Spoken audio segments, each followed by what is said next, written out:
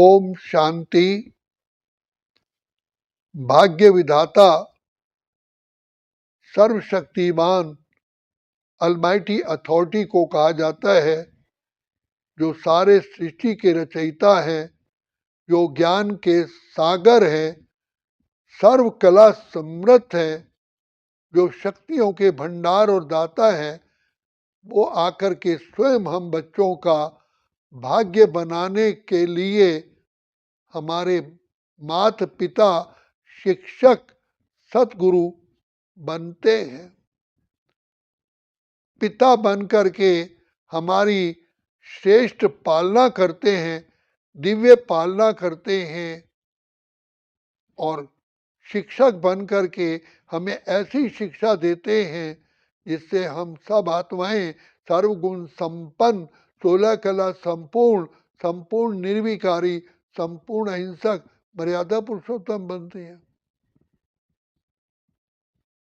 तो बाबा आते ही हैं हम बच्चों को ऐसी मीठी मीठी रूहानी स्पिरिचुअल नॉलेज देने के लिए, जिससे रूह आत्मा जो है पतित से पावन, कांटे से फूल, कौड़ी से हीरा, तमो प्रधान से सतो प्रधान बन जाती है। शिव बाबा जानते हैं कि आत्मा का पतन क्यों हुआ, इसलिए बार बार कहते हैं, लाडले बच्चों, निराकारी, निरअहंकारी, निर्विकारी स्थिति में टिको। निराकारी स्थिति में रहोगे, एक पिता के साथ कनेक्शन रहेगा, जिससे जन्म जन्म के पापों से, परेशानियों से मुक्त हो जाओगे। और कोई विधि का विधान ही नहीं है। इसलिए बाबा कहते हैं, बच्चे, लाडले बच्चे, अपने को आत्मा समझ करके मुझ पाप को याद करो, देह और देह के धर्मों को भूलते जाओ। तो जैसे हम देही अभिमानी आत्मिक स्थिति में आते हैं, नेचुरली, स्वाभाविक ही हमारा लगाव अपने आप छूट जाता है। जैसे दही को बार बार मथने से मक्खन ऑटोमेटिकली छाछ से अलग हो जाता है, कोई उसको करता नहीं है। तो ये एक नेचुरल फिनोमिना है। जितना हम आत्मिक स्थिति में रहते हैं और प्यारे प्यारे प्यारे प्यारे अति मीठे बाप को याद करते हैं, ऑटोमेटिकली हम सतो प्रधान बन जाते हैं। तो शिव बाबा बार बार कहते हैं, बच्चे, तुम अपने को देह समझने से तुम्हारे अंधकार में आ गए। सबसे बड़ा अंधकार अज्ञान है, अपने को देह समझना। कह रहे हैं मेरा शरीर है और अपने को शरीर समझना, इससे बड़ा क्या होगा। तो ये सबसे कड़ी ते कड़ी भूल है, जिस कारण हमारा पतन हुआ है। इसी देह अभिमान से ही विकार आए, इसी देह अभिमान से ही बुद्धि भ्रष्ट हुई, इसी देह अभिमान आने से ही पाप कर्म शुरू हो गए। तो देह अभिमान ही पतन की जड़ है। तो बाप ने कहा, निराकारी स्थिति में रहोगे तो तुम प्रभु प्रिय बन जाओगे, प्रभु मीठा लगेगा, बाबा की याद सताएगी, बाबा बहुत प्रिय लगेगा, क्योंकि बाप ही हमारे सारे दुखों को दूर करने वाला है, जिय दाता है, प्राणों का प्राणेश्वर है। और निरअहंकारी बनने से हम सारे समस्त जगत को प्रिय लगते हैं, क्योंकि अहंकारी मनुष्य को कोई भी नहीं चाहता है। अच्छे अच्छे राजाओं ने, अच्छे अच्छे महाराजाओं ने अभिमान में आकर के अपना पतन कर लिया।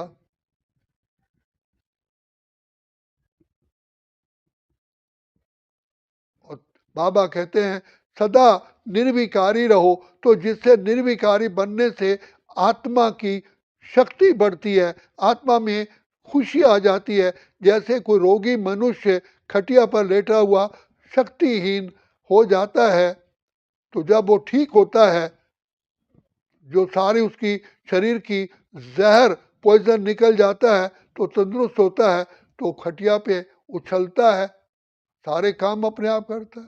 तो हम आत्माओं के अंदर विकारों की खाद अलय पड़ गई है,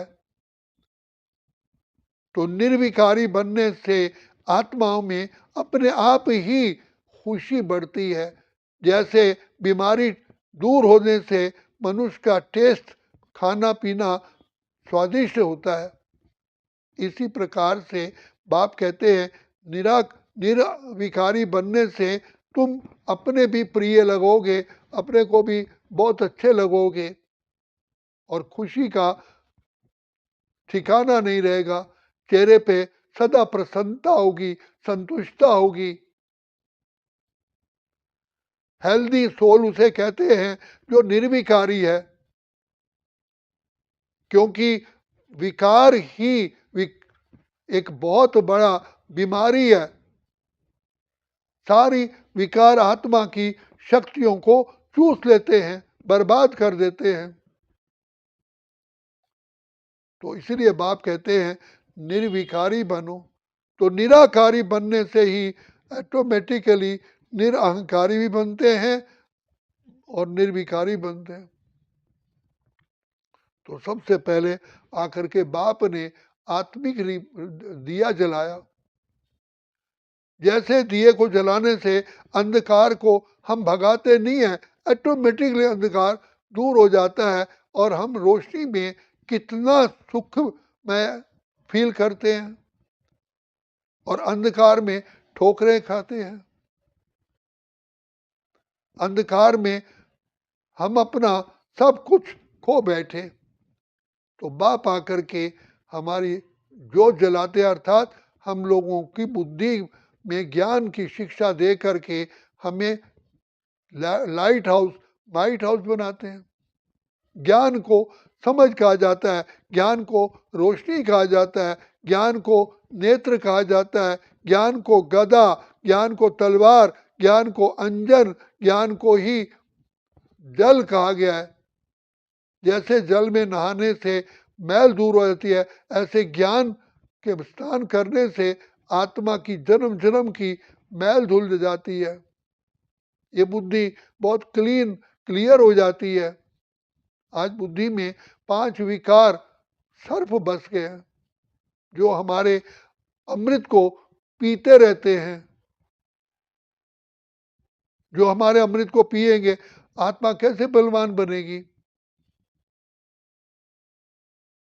तो इसलिए बाबा आकर के हमको सबसे पहले निरअहंकारी निर्विकारी बनाते हैं। कहते हैं बच्चे, बाप को याद करोगे तो तीनों गुण आ जाएंगे और तुम भरपूर आत्मा बन जाएंगे। भरपूर आत्मा सदा ही प्रसन्नचित होती है।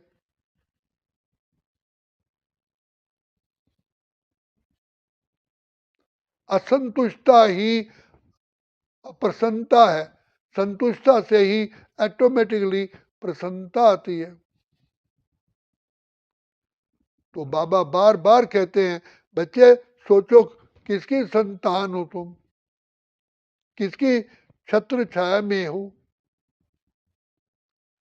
तो शिव बाबा से अपरंपार सुख की वर्षा का हम अनुभव करते हैं, आनंद का अनुभव करते हैं।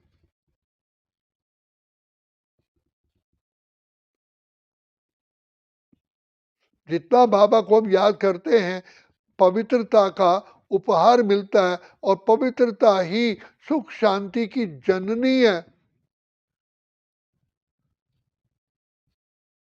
इसलिए बाप कहते हैं देह अभिमान पतन की जड़ है। आत्मा बिल्कुल ही कांटों के जंगल में आ गई, चारों ओर कांटे ही कांटे हैं, अंधकार में आ गई है। अंधकार क्या है? अपने को देह समझना, कह रहे मेरा शरीर है, अपने को शरीर समझ रहे हैं। तो इससे बड़ा और अंधकार क्या हो सकता है? खुद को भूले, अपने घर को भूले, अपने स्वधर्म को भूले, अपने निज पिता को भूले और इस सृष्टि नाटक को भूल गए और इस समय को भूले। तो इसलिए बाप आकर के कदम कदम पर, हर स्टेप पर हमें रोशनी देते हैं, समझ देते हैं। तो जिसको थर्ड आई ऑफ विजडम कहा जाता है, बुद्धिमता, और हम द्वापर युग से भगवान से बुद्धि का वरदान मांगते आए, प्रभु हमें सद्बुद्धि दो, हमें ज्ञान नेत्र दो। तो शिव बाबा कहते हैं जित जैसे नेत्र हैं लेकिन उसमें धूल आ गई है माया की, तो वो जितना हम शिव बाबा को याद करते हैं तो हमारी ज्ञान नेत्र फिर से आंखें खुल जाती हैं और हर चीज की समझ आ जाती है, जिसको लाइट कहते हैं। इसलिए भगवानों का हमें अंधकार से प्रकाश की ओर ले चलो। तो कौन सा अंधकार?